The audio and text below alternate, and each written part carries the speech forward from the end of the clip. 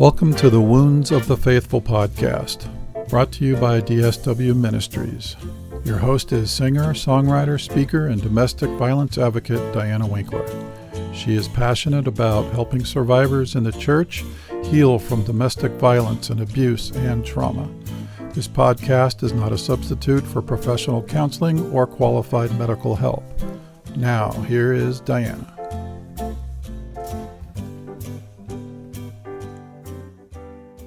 Hi, everyone. Welcome back. We have a great show for you today. And I was very excited to see 4 new subscribers to my email list this week. So thank you very much. I am putting together something to send out shortly about my recent news that you may have heard on the other podcast. But yeah, appreciate that. There were some new reviews or star ratings on, I keep wanting to call it iTunes. It's not iTunes, it's Apple Podcast.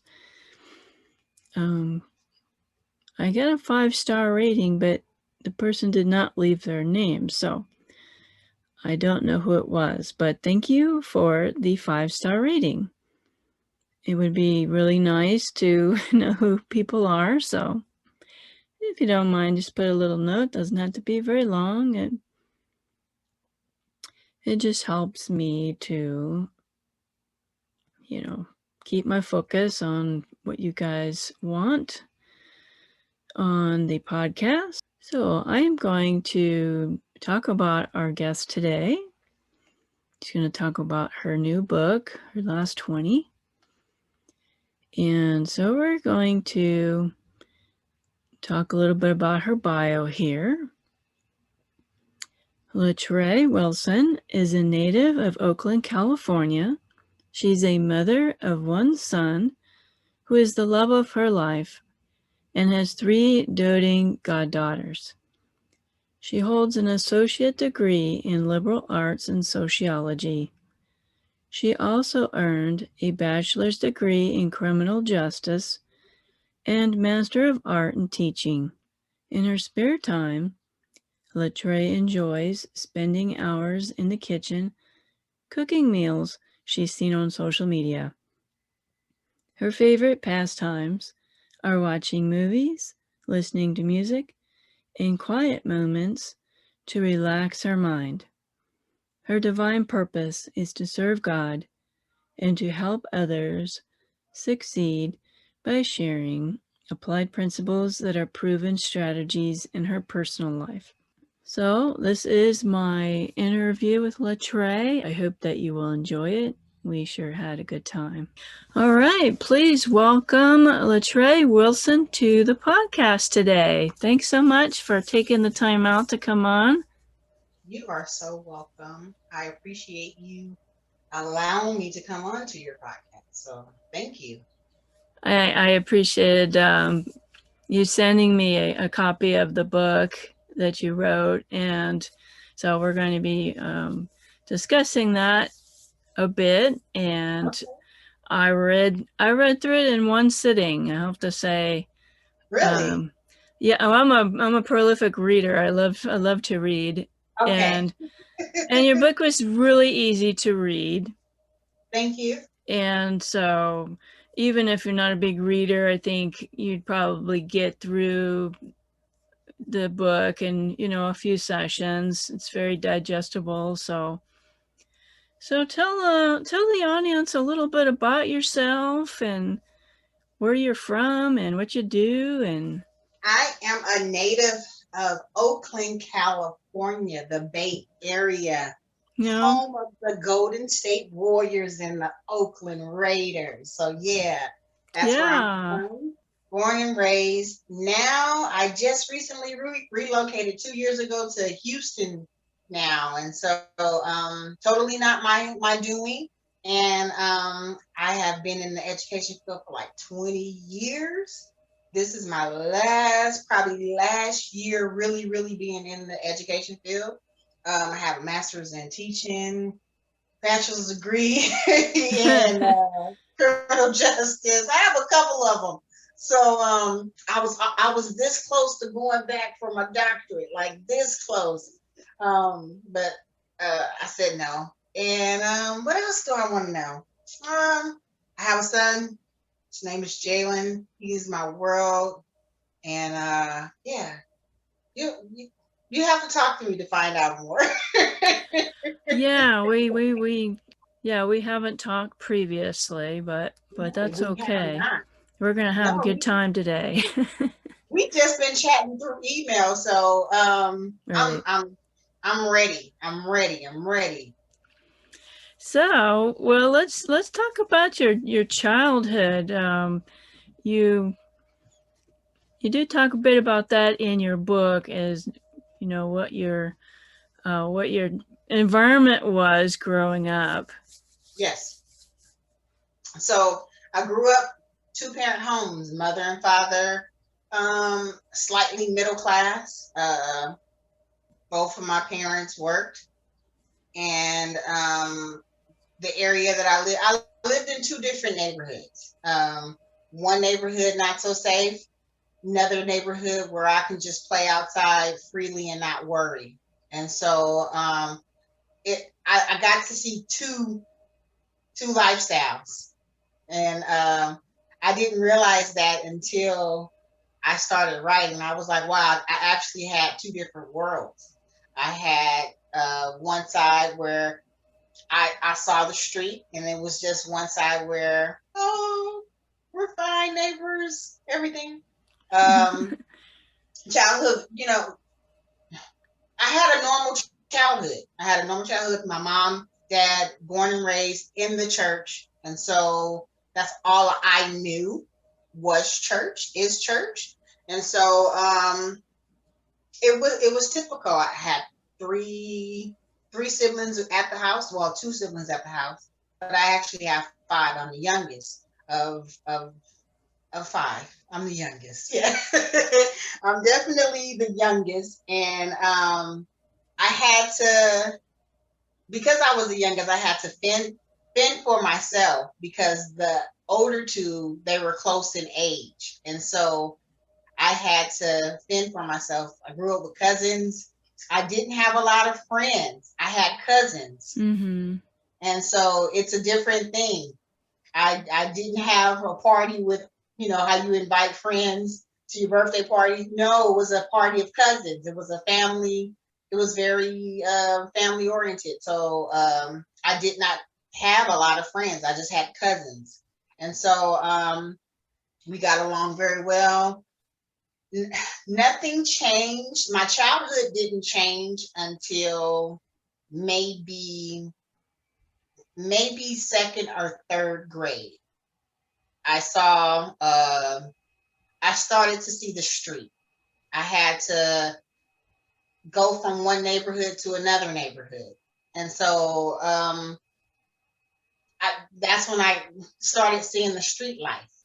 I was introduced at a very young age, not because it was my parents were involved. It was because I had to walk into it. I had to go into it every single day. And so walking to school, catching the bus at like probably 8 or 9 years old, you see a lot.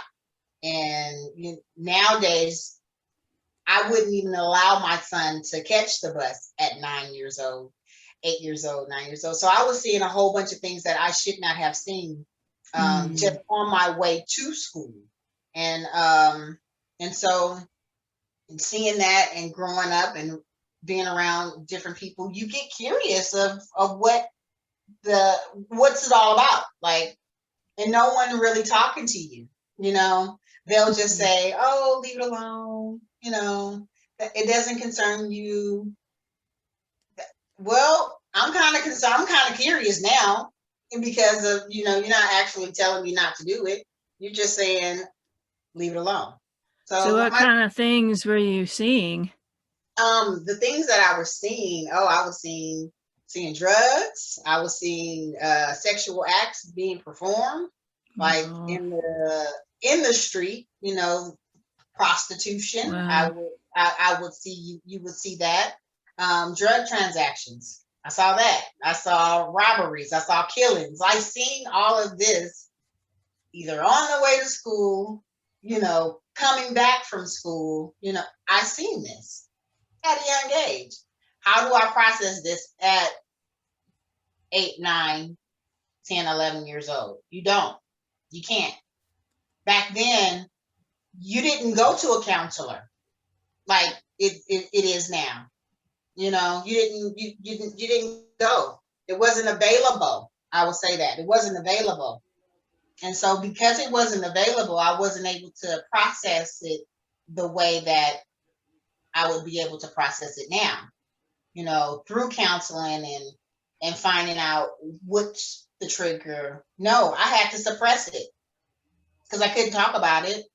There was no one to talk to about it. So your cousins and your older siblings wouldn't... We all saw it. We talked to each other about it, because we all saw it. And so that's who we talked to about it.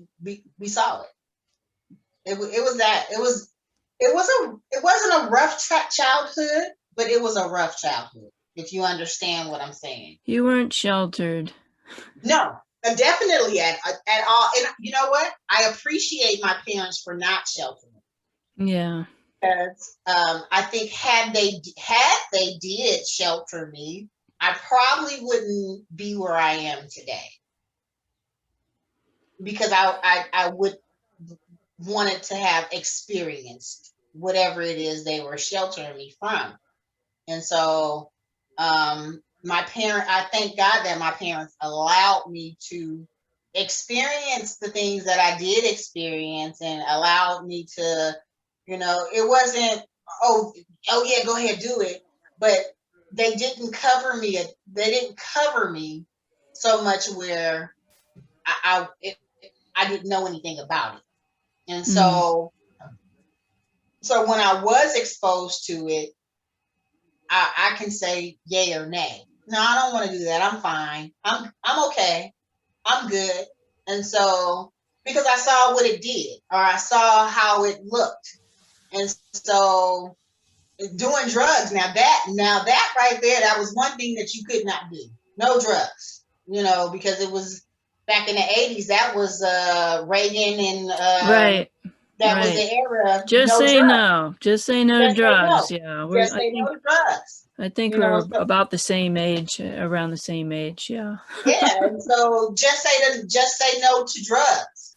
Okay. Well, all right. You showing me what drugs will do to you. You showing me how it came about and all of that. You seeing all that, but they're not telling you about the things that come along that leads up to drugs. You just don't one day and say, oh, I'm just going to get on drugs. Something happened for you to try it. You were pre-exposed in some way, shape, or form. A cigarette. Oh, well, a cigarette doesn't get me where I need to be. Well, let's try marijuana. Oh, well, marijuana will only take you so far. Mm-hmm. After marijuana, hey, you know what? I tried something the other day. It took me higher than the marijuana. Let's try that. Luckily, marijuana was probably the only thing I ventured off into, but it was exposed to me at an early age. It was okay. It wasn't, oh, you don't do that. It was okay. So definitely exposed to things that I should not have been exposed to at a very young age. Definitely hindered my growth, and it affected me. It still affects me now, because it's like if I wasn't exposed at an early age, would I still be doing it, or would I not have tried it, or had I had a talk about the exposure? Will I, not been curious to not try it, But I I go back to what you say. I appreciate my parents allowing me to see the things that they didn't shelter me from, and so that saved my life. Not being sheltered, not being sheltered probably saved my life. Wow. I think it's good if parents allow them to see certain things, like even now we see everything on the television and on the internet, whereas when we were growing up, there was no, there were 10 channels. And the dirty movies, were scrambled at 2 a.m. But right. I think that parents should have conversations with them. Yes. What do you think about this? What do you think about what's going on here in this scene? Or Absolutely. Do you think that's a good choice? Not, well, just don't do drugs or don't have sex or don't. Yeah, but you got to have a conversation with your kids, right? Yes, that's what I talk about in my book. And you cannot just show your child, or your child see something and you not say anything about it, because they're going to be curious. So you, as the parent, have the responsibility to sit your child aside and say, hey, you've just been pre-exposed to something that you should not have been exposed to. So because you've been exposed to something that you should not have been exposed to at an early age, what I'm going to do is I'm going to explain what you have been exposed to. And so you want to explain the pros and the cons. You want to explain the ins and the outs. You want to explain as much as you possibly can, because without that explanation, they're going to look into it. That's when the inquiry, oh wait, she didn't say I couldn't look into it. Okay, and that's when you're going to get the kid going behind your back looking at porn. That's when you get the kid going behind your back buying cigarettes. That's when you find the kid, you find things. That's when you start finding things around your home. And so you have to be, as a parent, you have to, if they've been exposed, you have to be that person that explains it to them, regardless of what it is. Exactly. I am the oldest of 4 children, and then I have 2 step siblings. But me and my sister were straight-laced. We didn't get into any trouble. And I mean, we had the same parents, and then my 2 younger brothers. My youngest brother got into crystal meth, and then he went to juvie hall when he was young. And then my middle brother was into gangs, and I just, like, where did they come from, huh? We were so different. We each had to make our decisions. We had the same parents and the same upbringing, but my sister and I, we both went to college, but my 2 brothers didn't even graduate high school. They got GEDs later, but it's all about our personal choices. And definitely. Yes, you have a choice in everything you do. Everything is a choice. Everything is a choice. You can either choose the negative or you can choose the positive. You can choose to be nice. You can choose to be mean. There's a choice. And if you decide to, not do something correctly, you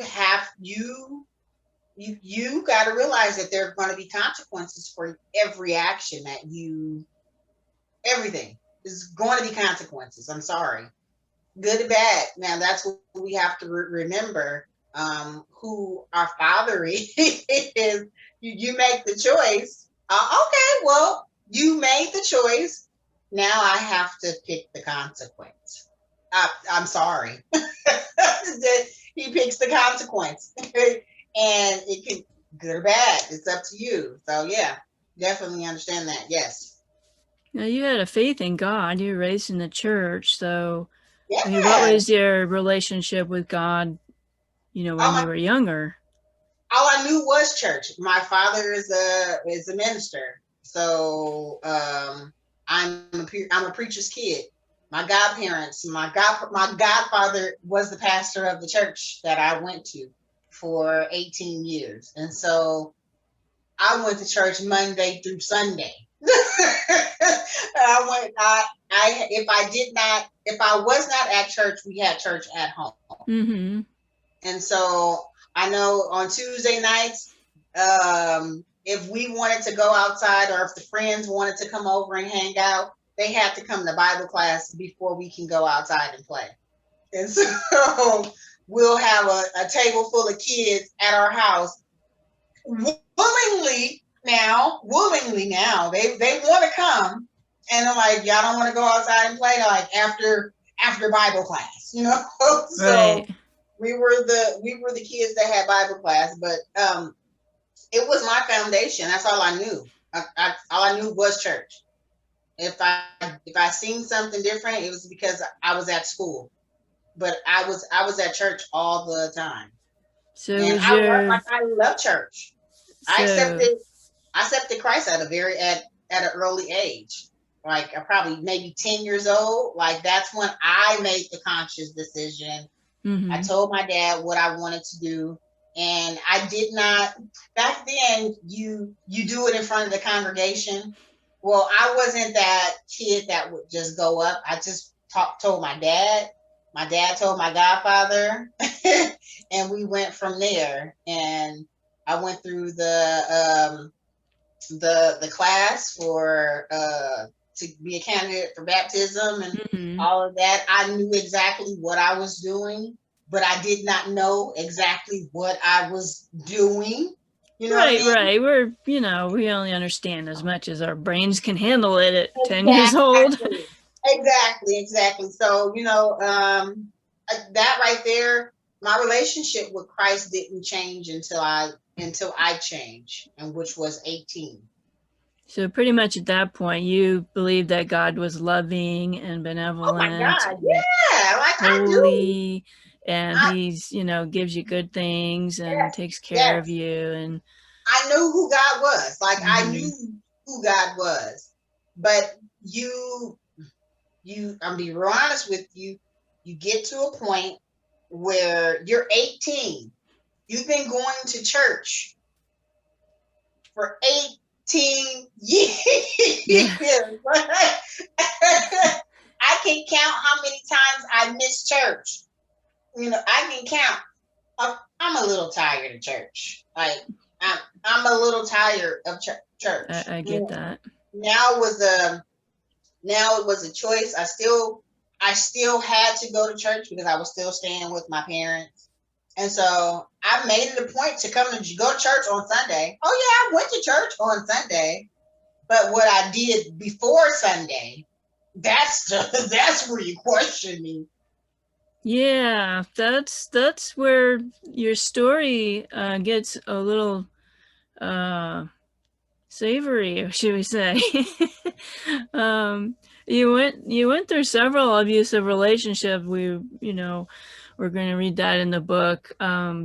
Can you tell us how you got into those abusive relationships, and even one that you sabotaged? It sounds like.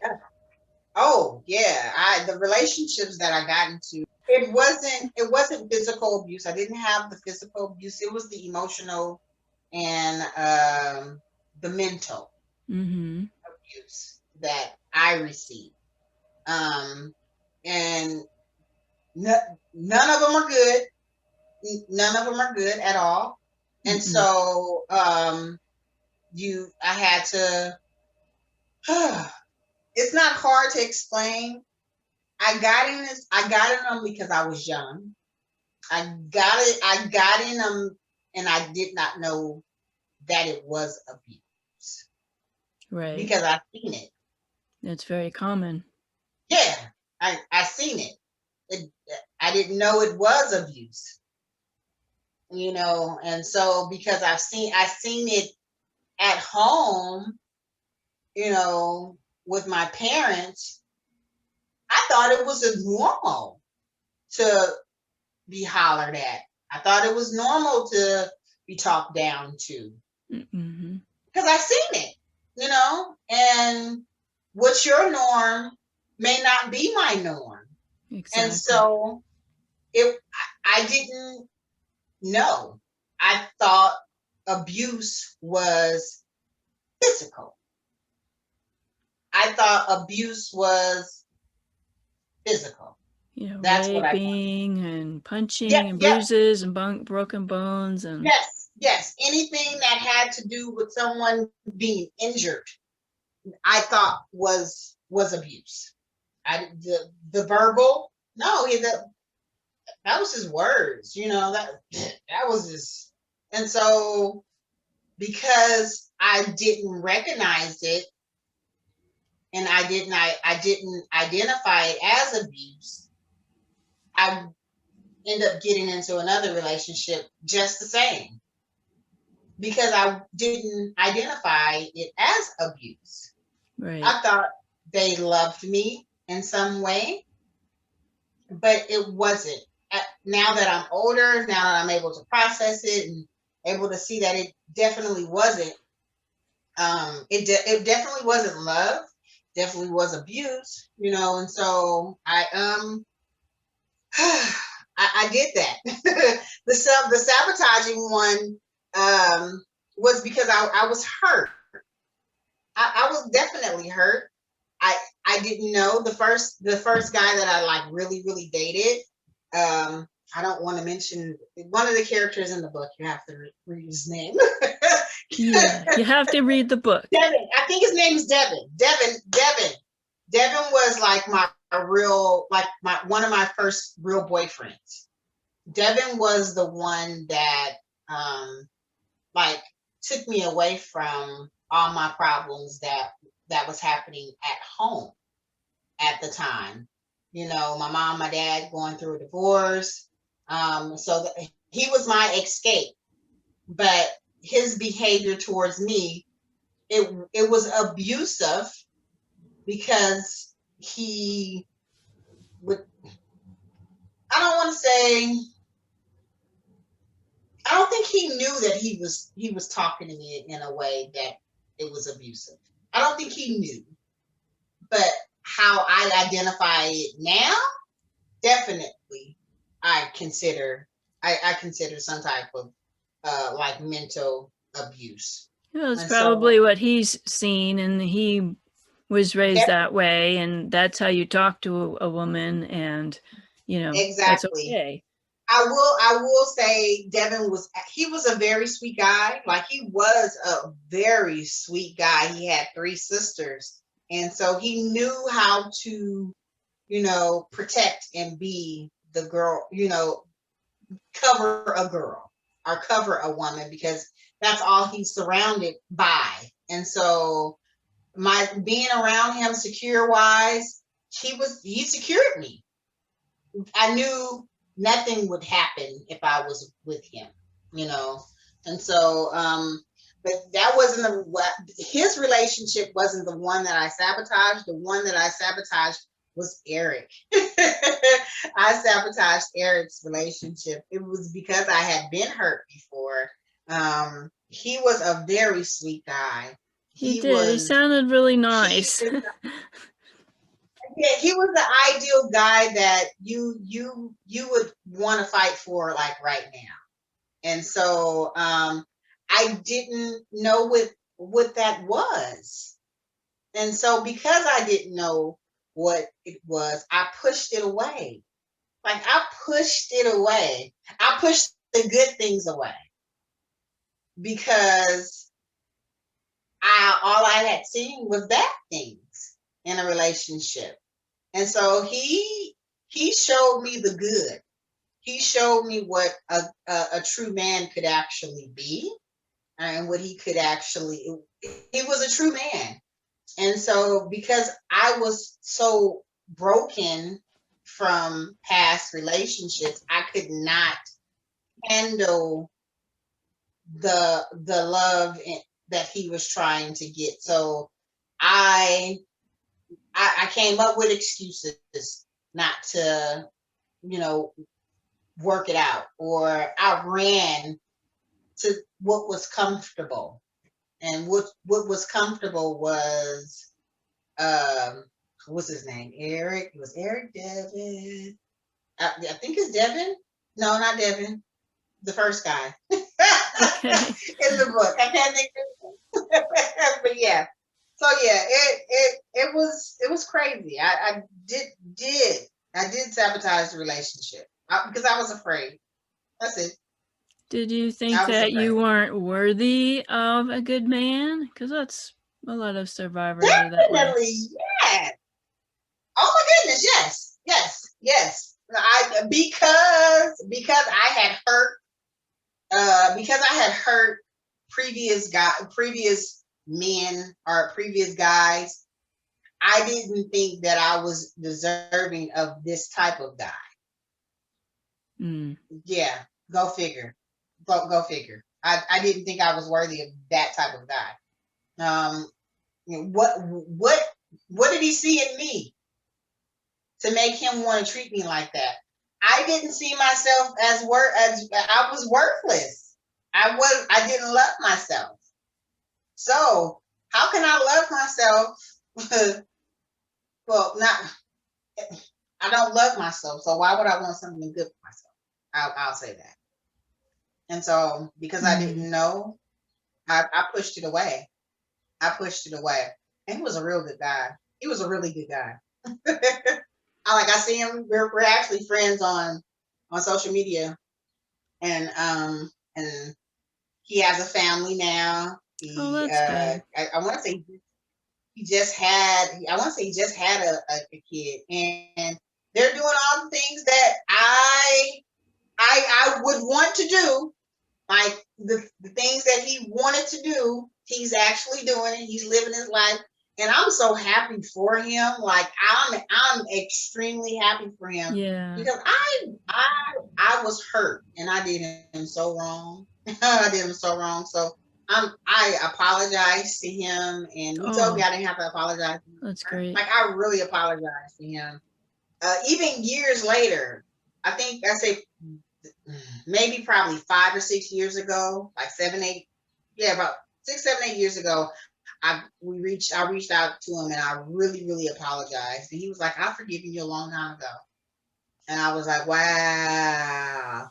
So he probably understood what was going on. So you know what? I don't think he understood. I don't think he knew. But now I'm pretty sure he does now. I'm hoping that he is, and I'm grateful that he actually gave me like he forgave me.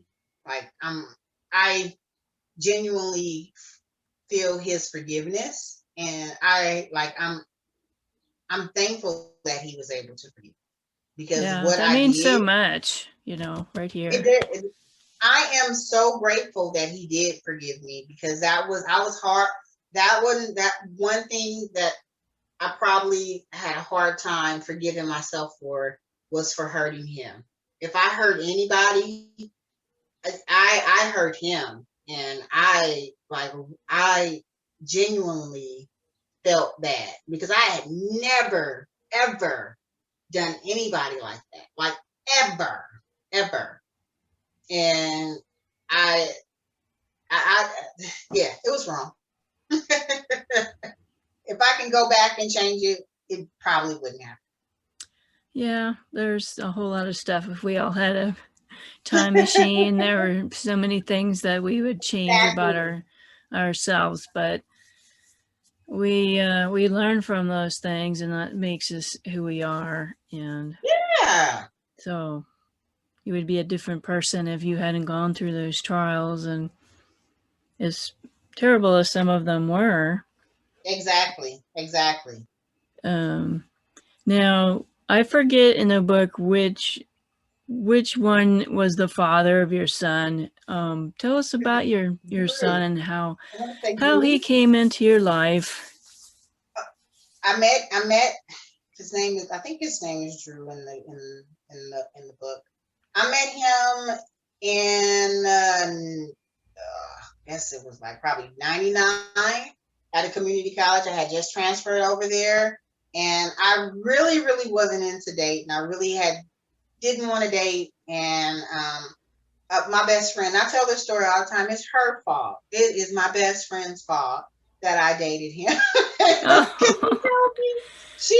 I was not going to give him, I wasn't going to give him a chance because he wasn't my type. He really, really wasn't my type.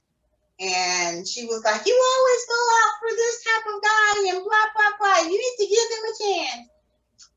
And this one time I listened to my friend,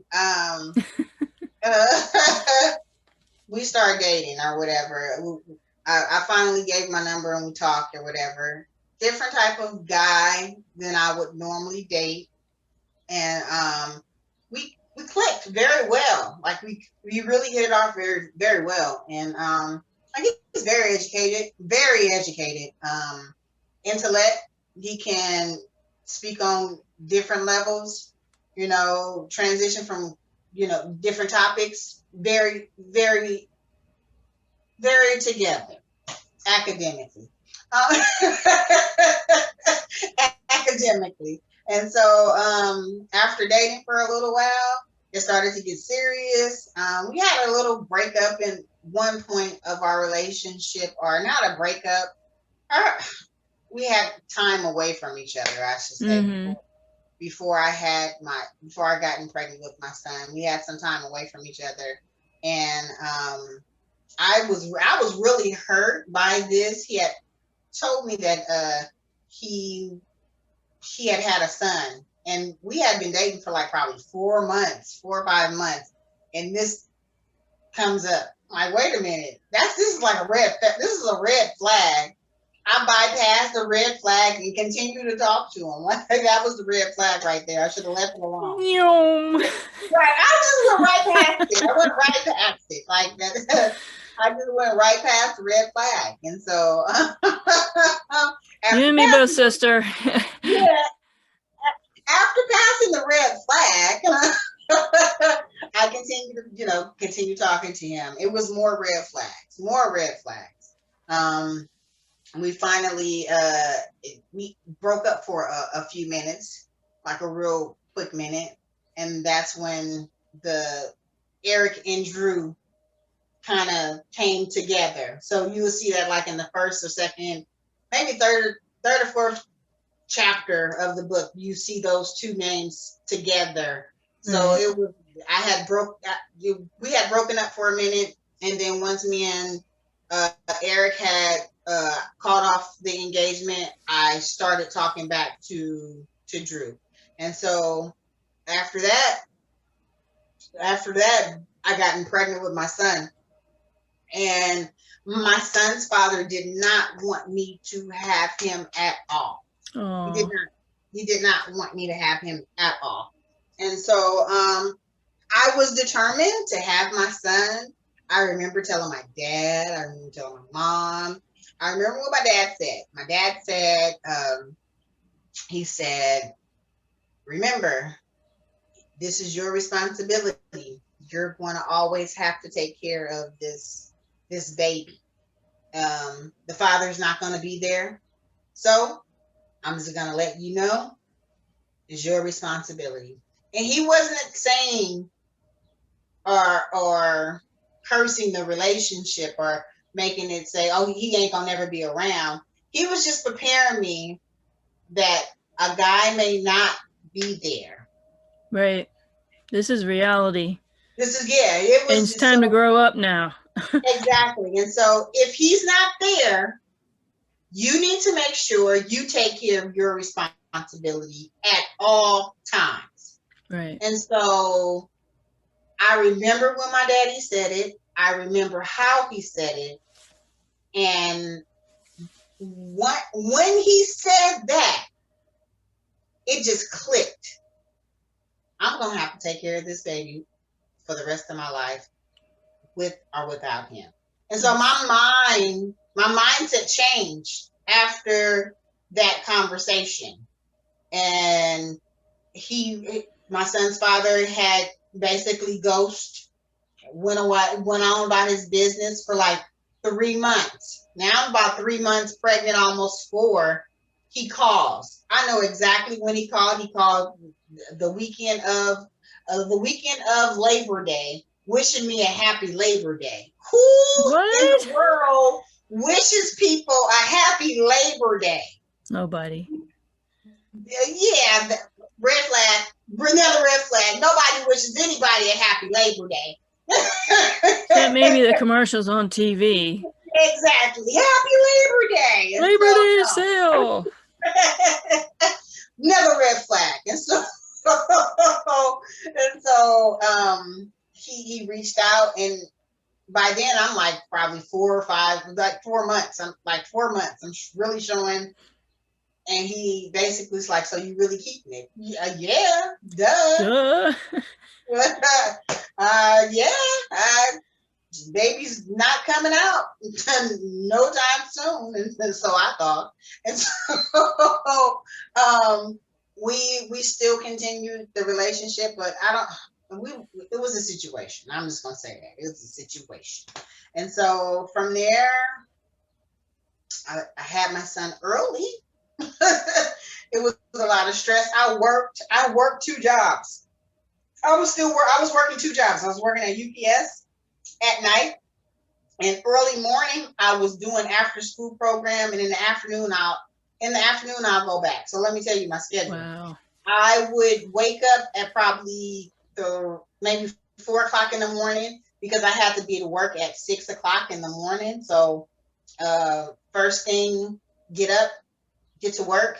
I'll leave work probably at 9 o'clock.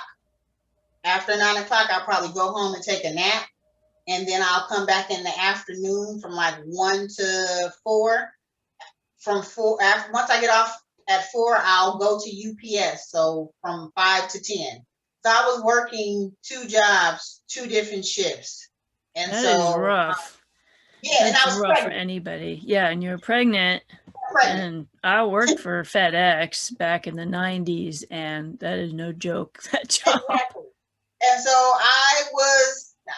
I knew what I had to do. I had to take care of my responsibilities. So I'm going to do what I need to do regardless. And so I was working.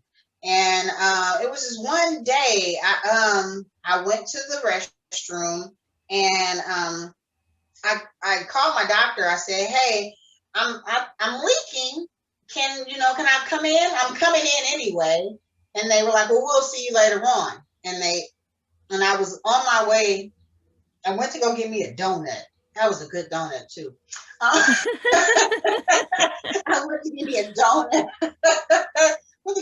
donut. And I go get out the car, and I go to the door to open my job door, and my water bag just breaks. And I'm like, oh my goodness, did I just peel myself? That's what I said. I was like, did I just peel myself? I was like, I just use the bathroom. I was like, no, but I don't have to use the bathroom.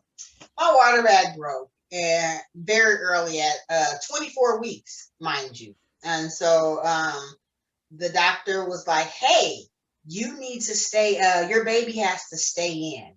I was like, okay. Yeah. Push it back in. Push it back in, right. And so I said, okay, well, how long does he have to, how long can we keep him in? And we're like, we're going to try to keep him in as long as possible. And so I'm thinking I'm going to be in there for like probably 6 weeks, because my sister had hers, her water bag had broke. And so she was able to keep my nephew in an extra 6 weeks. That's a long time. Yeah, extra 6 weeks. So she was on bed rest. She was in the hospital. And so my water bag broke. I called my grandmother and let my grandmother know. She's think I'm playing a joke on her. I'm like, Granny, no, I'm not playing on. No jokes. And so I drive myself to her house, because my mom is there, and my mom is going to take me to the hospital. She takes forever. Get there, and they're like, hey, yeah, you have an infection. And so my bag had been leaking for a while, and I did not know. I did not know that it was leaking, and it had set infection. And so they said, okay, we're going to do our best to keep him in there. And it didn't happen at all. I literally had my son at 25 weeks. The day I had turned 25 weeks was at 12 o'clock on the 16th. That's the day I had him. And so they said had he had been like born like a day before, he wouldn't have made it. Wow. So that day, that extra day in saved his life, basically. And so he was born 1 pound 11 ounces. Wow. He had so many. He died like 4 times. What? Yeah, I got a miracle baby. Yeah, I have a miracle baby. Amen. He went blue on me. He went blue. My mom saved his life one time. One time, so she saved his life. Like I had went with his grandma to go pick up a stroller, and I come back home, and the ambulance is at my house. I'm like, wow, the ambulance is at my apartment complex. I wonder who they're here for. My son, here for my son. He had turned blue. He had stopped breathing, and he had actually came home early. And so from the hospital, because he was in the hospital for 3 months, and they let him come home like probably 2 weeks before I was actually due, my actual due date. And so my actual due date was March 1st. My actual due date was March 1st. So he came home from the hospital like the end of February. And well, he's not born. And so he forgot to breathe, and he would do this little thing where he'll just stop breathing, and he just would forget to breathe, and they had to revive him again, and he went back to the hospital. After being in the hospital for 3 months, we went right back for another week and a half, almost 2 weeks. But this time he came home with the monitor. He had a heart monitor on, oxygen, and all that extra stuff. And so my son, when I say he is a miracle on paper, he's a miracle on paper.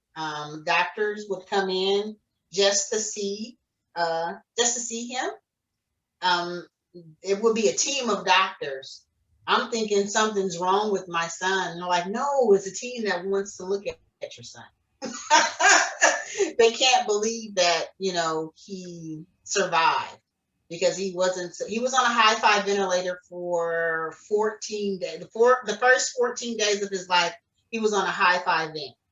Wow. And this high-five vent basically shakes his body.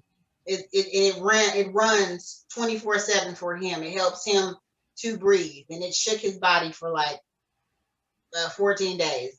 And they said that right there could have killed him, because how it was a high-five vent. It was basically breathing for him.